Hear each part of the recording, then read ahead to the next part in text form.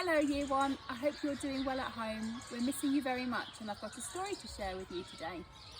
It's called The Squirrels Who Squabbled. In a towering forest where summer had been, the cool air a bit fresh and the mosses grew green.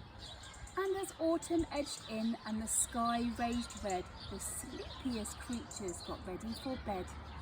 While up in the tree swung a flighty young squirrel, who everyone knew as spontaneous Cyril.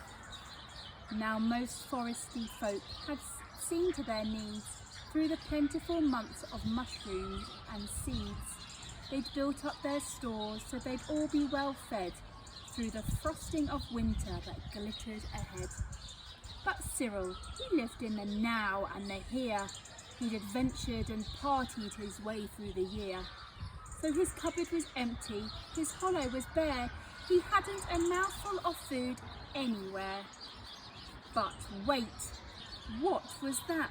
Over there, take a look. A single lone pine cone wedged in a nook. He squealed with delight, and for very good reason, for inside were the very last nuts of the season. But Cyril wasn't alone. There were more hungry eyes. Yes, plan ahead Bruce had his sights on the prize. Though he's gathered a mountain of bounty, hard fought, Bruce was convinced he was one pine cone short. I simply must have it, he wistfully cried, as he dreamt of the fresh, juicy pine nuts inside.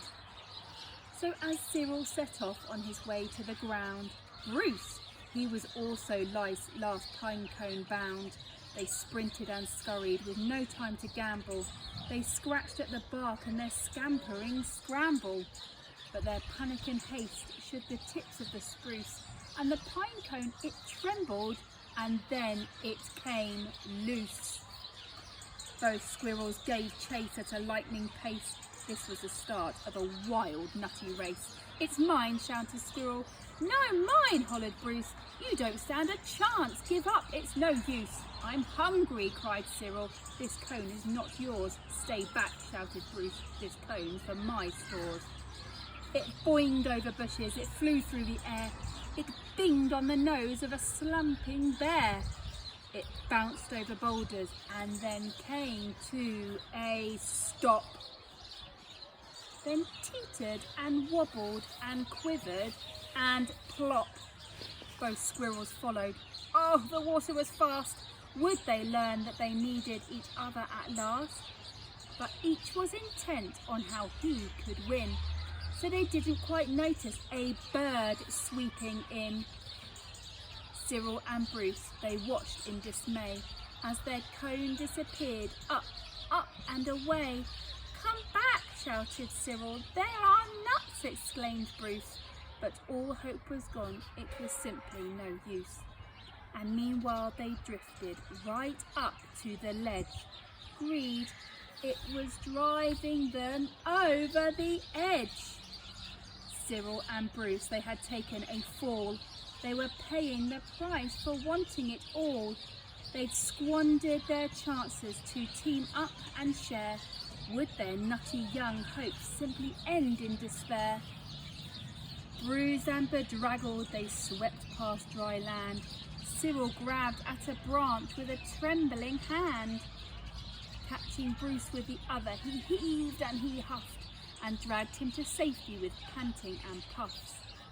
They stared at the sky, quite lost in deep thought, until Bruce looked at Cyril and let out a snort. "How silly we are," he proclaimed. "All a jiggle.